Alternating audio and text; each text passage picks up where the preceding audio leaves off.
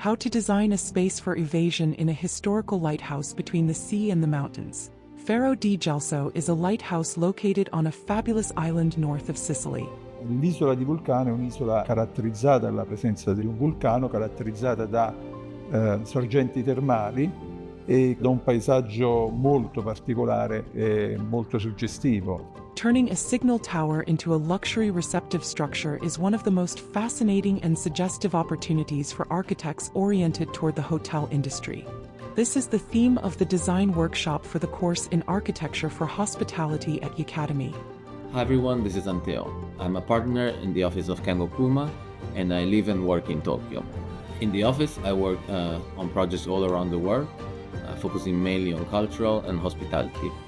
The workshop will be tutored by Kengo Kuma and Associates, a practice which puts the connection between nature, technology, and human beings at the heart of its work.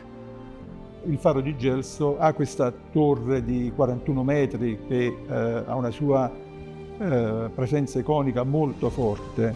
We believe the architecture should be in harmony with the place it stands, not only thinking about the natural environment, but also taking into consideration the historical and cultural contexts.